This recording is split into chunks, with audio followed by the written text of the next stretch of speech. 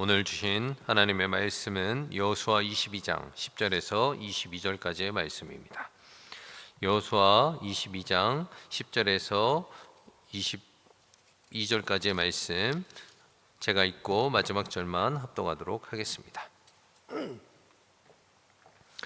르우벤 자손과 갓 자손과 므낫세 반 지파가 가나안 땅 요단 언덕가에 이르자 거기서 요단가에 제단을 쌓았는데 보기에 큰 제단이었더라.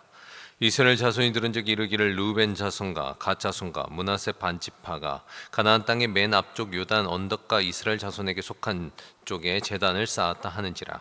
이스라엘 자손이 이를 듣자 온 이스라엘 자손이 온 회중의 실로에 모여서 그들과 싸우러 가려 하니라. 이스라엘 자손이 제사장 엘라살의 아들 비느하스를 길앗 땅으로 보내어 르우벤 자손과 갓 자손과 므낫세 반 지파를 보게 하되 이스라엘 각 지파에서 한 지도자씩 10 지도자들을 그와 함께하게 하니 그들은 각기 그들의 조상들의 가문의 수령으로서 이스라엘 중에서 천부장들이라. 그들이 길앗 땅에 이르러 르우벤 자손과 갓 자손과 므낫세 반 지파에게 나아가서 그들에게 말하여 이르되 여호와의 온 회중이 말하기를 너희가 어찌하여 이스라엘 하나님께 범죄하여 오늘 여호와를 따르는 데서 돌아서서 너희를 위하여 제단을 쌓아 너희가 오늘 여호와께 거역하고자 하느냐. 부올의 죄악으로 말미암아 여호와의 죄 중에 재앙이 내렸으나 오늘까지 우리가 그 죄에서 정결함을 받지 못하였거늘 그 죄악이 우리에게 부족하여서 오늘 너희가 돌이켜 여호와를 따르지 아니하려고 하느냐. 너희가 오늘 여호와를 배역하면 내일은 그가 이스라엘 온 회중에게 진노하시리라. 그런데 너희의 소유지가 만일 깨끗하지 아니하거든 여호와의 성막이 있는 여호와의 소유지로 건너와 우리 중에서 소유지를 나누어 가질 것이라. 오직 우리 하나님 여호와의 제단 외에 다른 제단을 쌓음으로 여호와를 거역하지 말며 우리에게도 거역하지 말라. 세레야의 아들 아간이 온전히 바친 물건에 대하여 범죄하였으므로 이스라엘 온 회중의 진노가 임하지 아니하였느냐. 그의 죄악으로 멸망한 자가 그 한 사람만이 아니었느니라 하니라. 르벤 자손과 갓 자손과 므낫세 반 지파가 이스라엘의 천천히 수령들에게 대답하여 이르되 합독하시겠습니다. 전능하신 자 하나님 여호와 전능하신 자 하나님 여호와께서 하시나니 이스라엘도 장차 알리라. 이 일이 만일 여호와를 거역함이거나 범죄함이거든 주께서는 오늘 우리를 권하지 마시옵소서. 아멘. 할렐루야. 사랑하는 우리 평강의 성도님들을 이 자리에 오신 성도님들을 주님의 이름으로 환영하고 축복합니다. 오늘 말씀은 이제 여호수아에서 가나안 전쟁이 마치는 순간입니다. 그리고 가나안 전쟁이 마치고 난 이후에 오늘 요단의 동편 지파들이 있었는데 르우벤, 갓, 므낫세 반 지파, 므낫세 지파죠. 므낫세 지파들이 약속의 땅을 정복한 이후에 자신의 땅으로 돌아가는 장면을 그리고 있습니다. 그런데 하나님께서 약속하신 땅은 어디입니까? 지금 요단강 건너편이었죠. 지금 정복한 땅이었는데 왜 이 세 지파들은 다시 요단강 이 반대편 동쪽으로 돌아가는 것입니까? 바로 이 요단강을 건너기 전에 이들은 이 땅을 부여받았습니다. 요단 동편 쪽 땅을 기업으로 분배받았다라는 것입니다. 그러나 이들은 이 자신의 형제들을 돕기 위하여 요단 서쪽 그 정복 전쟁에 끝까지 참여했던 사건이 있었습니다. 사실 이 사건도 오해를 불러일으켜 하나님의 그 약속하신 그 땅으로 넘어가지 않으려고 했었던 그 행동이 오해를 불러일으켜 큰 싸움이 일어날 뻔한 사건이 있었지만 그들은 정복 전쟁의 완수를 끝까지 약속을 지키고 그리고 그 맹약을 지켰기 때문에 그거에 대한 약속을 하였기 때문에 그 사건이 넘어갔던 적도 있었습니다. 이 약속을 지킨 세 지파의 충성을 인정하고 이제는 안전하게 그 자신의 땅으로 돌아가길 원하는 그 사건이 있었다라는 것입니다. 그런데 돌아가는 도중에 오늘 큰 오해를 불러일으키는 사건이 발생합니다. 그들이 돌아가다가 10절에 보면은 요단 강가에 큰 제단을 쌓게 됩니다. 이를 듣고 요단 서편의 지파들이 반역으로 오해하게 되죠. 이스라엘 자손들은 이 비느하스를 중심으로 사전단을 보냅니다. 그리고 강하게 책망을 하기 시작합니다. 오늘 본문은 그 이유에 대해서 이야기를 하는데 오늘 본문을 우리가 함께 살펴보면서 어떻게 신앙인들은 이 믿음에 대하여, 믿음의 사건에 대하여, 어떤 사건을 바라봤을 때 믿음에 대하여 어떻게 민감하게 반응하고 우리는 어떠한 모습으로 영적 삶을 돌아봐야 하는지를 오늘 본문을 통해서 한번 생각해 보았으면 좋겠다라는 생각입니다. 한번 본문을 보면서 한번 말씀을 나눠보도록 하겠습니다. 10절에 보면은 요단가에 이르러, 이제 요단에 보면은 요단가에 제단을 쌓았는데 보기에 큰 제단이었더라라고 이야기합니다. 오늘의 문제의 핵심이 무엇입니까? 바로 여호와의 제단을 쌓기 시작했다라는 것입니다. 그런데 여호와의 제단을 쌓기 시작했는데 그들이 그냥 아무렇게나 쌓은 게 아니라 여호와의 제단을 쌓는데 어떻게 쌓았습니까? 다른 지파들과 합의하지 않는 그 세 지파들의 생각으로 여호와의 제단을 쌓기 시작하는 것입니다. 우리도 마찬가지죠. 어떤 사역을 하는 데 있어서 하나님의 일이 다 옳다라고 생각할 수 있습니다. 하나님의 일을 한다라고 말하면서 이거는 하나님의 일이니까 맞는 거야 라고 생각할 수 있다라는 것이죠. 그래서 하나님의 뜻을 물어보지도 않고 하나님의 율법을 생각하지 않고 더러는 일을 진행하는 경우가 있다라는 것입니다. 하지만 율법은 무엇을 이야기하고 있습니까? 율법은 오직 한 곳, 성막이 있는 곳에서만 쌓을 수 있습니다. 오직 제단은 한 곳에만 있습니다. 성막에 보면 제단이 있죠. 하나님께 분향을 드리는 곳이 있죠. 거기서만 예배를 드릴 수 있는데 그들은 지금 어떻게 하고 있습니까? 그곳이 아닌 다른 곳에 제단을 쌓고 있다는 것입니다. 더욱이 오해를 불러일으킬 만한 것은 무엇이었냐면 오늘 본문에 볼만한 큰 제단이었다라고 하는 것입니다. 이는 멀리서도 보이게 의도된 상징적인 구조물이라는 것을 이야기합니다. 우리가 보통 어디 유명한 뭐라 해야죠? 사찰이나 아니면은 관광지를 가면 이 돌을 조그맣게 막 쌓아놓는 돌탑 같은 걸 보실 수가 있으실 텐데 보통 그것도 상징성이 있다라고 이야기를 합니다. 왜냐하면 어떠한 상징성이 있습니까? 내가 내 소망을, 내 열망을 거기다 담아서 하나씩 쌓는 거죠. 그것을 보면서 누구는 저렇게 자신의 소망을 담았구나라는 것을 그 조그만 구조물을 봐도 알 수 있을 터인데 볼만한 큰 제단, 굉장히 컸겠죠. 이 큰 제단이 멀리서도 봤을 때 그 제단의 의미는 무엇이겠습니까? 바로 신을 숭배하던, 경배하던 제단이라는 것을 의도적인 상징적인 구조를 세웠다라는 것입니다. 그를 보니 이 행동은 지금 이 이스라엘 세 지파의 행동은, 이 마음은 어떤 마음이었겠습니까? 이것을 세웠을 때 선한 마음이었겠죠. 하나님을 위한, 하나님을 그 제단을 쌓고 싶은 선한 마음이었겠죠. 그러나 상대방이 그 마음을 다 알겠습니까?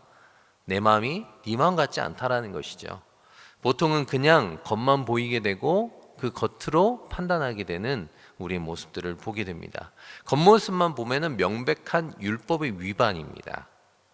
그래서 11절에서 12절에 보면은 이스라엘 자손들이 듣고 실로에 모여서 이들과 싸우려고 합니다. 실로는 어디입니까? 성막이 있던 중앙 성소에 있었던 그 중앙 신앙 사상이 있었던 곳이었습니다. 이들이 여기 모이는 이유는 무엇이겠습니까? 중앙 신앙 장소이기 때문입니다.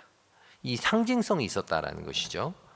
그런데 왜 제단 소식을 듣고 이스라엘 전체가 즉각 반응했겠습니까? 바로 우상 숭배는 전 공동체를 오염시킬 만한 그들을 알고 있어요. 그들의 경험으로서는 이 우상 숭배가 전 공동체를 오염시킨다라는 것을 알고 있었기 때문입니다. 물론 이스라엘 반응은 성급해 보입니다. 전쟁하자, 자기 동족들을 다 죽여야겠다, 이런 반응들은 성급해 보이지만 하나님의 거룩함에 대한 민감성이 살아있었던 공동체임을 우리는 이 본문을 통해서 알 수 있습니다. 13절은 이스라엘은 그래서 23절을 보면은 비느하스를 보냅니다. 제사장 엘르아살의 아들 비느하스를 보냅니다. 비느하스가 누굽니까? 민수기 25장에서 우상 숭배를 단호하게 처리한 제사장입니다.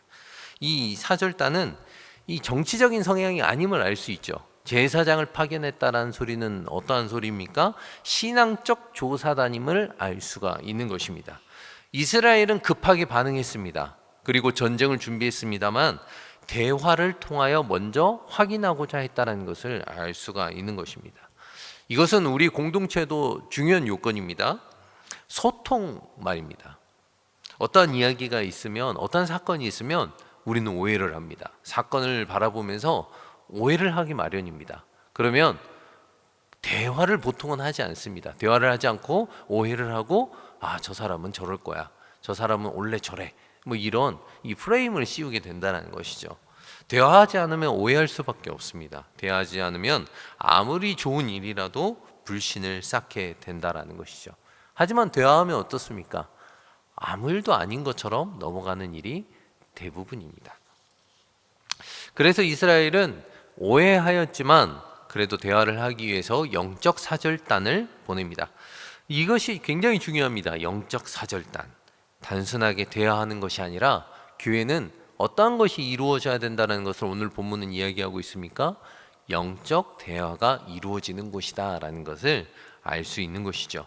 공동체는 영적인 권위를 갖는 자, 그리고 영적인 모범이 되는 자에 대한 기준과 인정이 필요함을 알 수가 있는 것입니다. 비나스가 갔을 때 어떠한 권위를 갖고 갔겠습니까? 영적인 권위, 그리고 영적인 모범이 되는 자였기 때문에 그가 가서 대화를 시도했다라는 것입니다.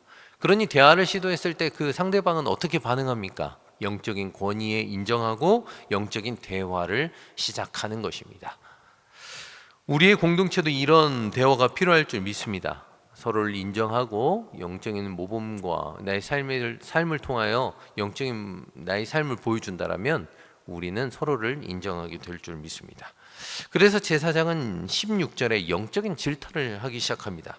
너희가 어찌하여 오늘 여호와를 배반하여 제단을 쌓아 반역하고자 하느냐라고 이야기를 합니다.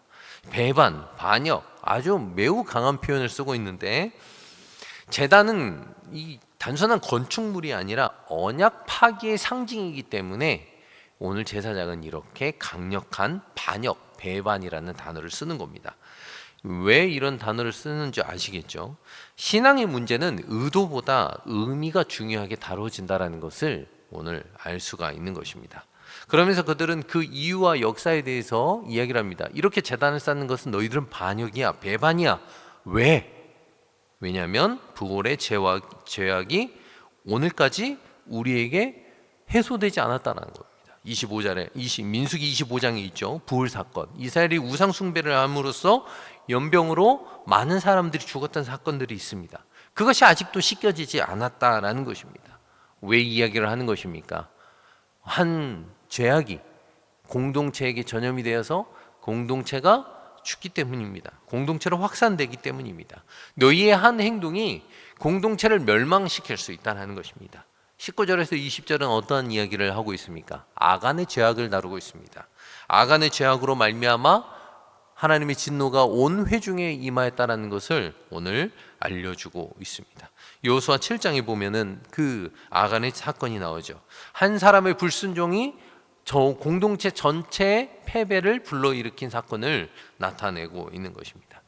오늘 두 가지의 그 역사적인 사건을 논지하는 이유는 무엇입니까? 바로 하나님 앞에서 개인의 죄는 공동체의 죄다라는 것을 오늘 비나스는 이야기하고 있는 것입니다.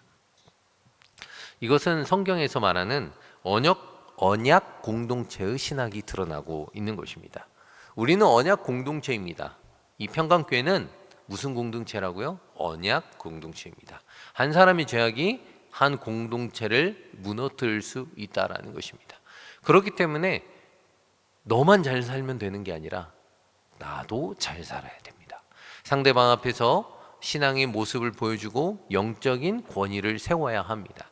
영적인 그 모습이 드러나야 합니다. 남의 티끌은 잘 보면서 나의 들보는 못 보는 모습은 되지 말아야 합니다. 우리는 오늘 본문을 통하여 알 수 있는 점이 있습니다. 어떤 것이냐면 하나님은 예배의 방식과 질서를 굉장히 중요시하게 여긴다라는 것입니다. 좋은 의도였습니다. 이 세 지파들은 좋은 의도로 하나님의 제단을 쌓았습니다. 하지만 하나님의 방식이 아니라면 그것은 문제가 된다라는 것을 우리는 오늘 본문을 통하여 첫 번째는 알 수가 있는 것이죠. 두 번째는 죄는 항상 공동체적인 결과를 낳는다라는 것입니다. 좀 전에 제가 말씀드렸다시피 성경은 절대로 개인주의적 신앙을 허락하지 않는다라는 거예요. 오로지 개인적인 것은 무엇밖에 없습니까? 구원밖에 없습니다. 하지만 구원을 받는 그 길도 공동체적인 성격을 띠게 됩니다. 그래서 우리의 개인은 구원은 철저하게 개인적이지만 그 구원으로 가는 길은 어떻게 됩니까? 모두가 함께 하는 공동체적인 성격을 띈다라는 것이죠. 우리 공동체는 어떤 모습입니까? 하나님 앞에서 성결합니까? 오늘도 나는 잘 살아가고 있습니까? 하나님 앞에서 온전하게 살아가고 있습니까? 먼저 나부터 잘 살면 됩니다. 나부터 하나님 앞에서 성결하고 영적인 하나님 앞에서 드러냄을 온전하게 살면 될 줄 믿습니다. 그러면 나부터 잘 살면 우리 공동체도 하나님 앞에서 온전해야 될 줄 믿습니다. 세 번째는 오해 앞에서의 모범적인 태도는 무엇인가 한번 고민해 봤으면 좋겠습니다. 우리는 살면서 오해를 불러일으킬 만한 사건들이 있습니다. 물론 저도 그렇죠. 오해를 불러일으킬 만한 말과 행동을 할 때가 있다는 것입니다. 그러면 우리의 공동체는 어떻게 반응해야 되겠습니까? 물론 그것을 반응할 때 기분 나쁠 수도 있습니다. 하지만 잠시 마음을 가라앉히고 영적인 민감성으로 한번 다가가 보면 좋겠습니다. 그리고 왜 이렇게 이 사건을 처리를 했는지 한번 대화도 들어보면서 우리 공동체를 서로의 마음을 알아가는데 더욱더 힘썼으면 좋겠습니다. 그러면 우리 공동체는 더욱더 아름다워질 것이고 그리고 서로의 영적인 대화는 더욱더 풍성해지리라고 생각이 듭니다. 사랑하는 여러분, 말씀을 정리하고자 합니다. 여러분의 신앙은 이 공동체에서 어떤 모습으로 비춰지고 있습니까? 내 신앙과 내 자유만을 강조하면서 공동체에 미칠 영향을 무시하고 있지는 않습니까? 내 예배와 신앙생활은 하나님이 원하는 방식입니까? 아니면 내가 편한 방식으로 사용하고 있습니까? 갈등 상황에는 어떻습니까? 정죄를 하고 있습니까? 아니면 그것을 확인하고 영적인 대화를 하고 있습니까? 이를 잘 돌아보길 소망합니다. 오늘의 하루의 많은 일정 가운데 안에서도 많은 사람들을 만나실 터인데 그 대화 속에서도 그 상황 속에서도 서로의 마음을 생각하시면서 영적인 대화를 체크하시면서 살아가시는 우리 평강교회 성도님들이 되시길 주님의 이름으로 소망합니다. 기도하겠습니다. 하나님 아버지 감사합니다. 하나님께서 우리의 영적인 공동체를 허락해 주셨는데 우리는 어떤 모습으로 살아가고 있는지 이 시간 고민해 보게 됩니다. 아무리 좋은 의도라도 하나님의 정하신 방식과 의도를 따라가고 있는지, 그리고 나의 죄악이 공동체적인 결과를 낳는 것을 항상 생각해 보고 있는지, 그리고 우리의 삶 속 안에서 서로의 그 삶 속 안에서 오해적인 부분에 대하여 나는 영적인 대화를 시도하고 있는지 고민해 보게 됩니다. 하나님, 내가 이 세상을 살아갈 때 하나님의 원하시는 삶을 살아가게 하여 주시옵시고, 나의 죄악이 이 공동체에게 영향을 미치지 않게 하여 주시옵시고, 그리고 하나님의 그 사랑하는 우리 지체들과의 관계 안에서 오해를 불러일으키지 않는 태도와, 그리고 오해를 불러일으켰을 때 그 상황 가운데서도 영적인 대화를 통하여 이 공동체를 아름답게 만들어가려고 하는 그 모습을 보이게 하여 주시옵소서. 오늘 하루도 주님 안에서 영적인 대화를 통하여 아름답게 이 공동체를 만들어가고 내 삶을 아름답게 만들어갈 줄 믿사오며 감사하며 주 예수 그리스도의 이름으로 기도합니다. 아멘.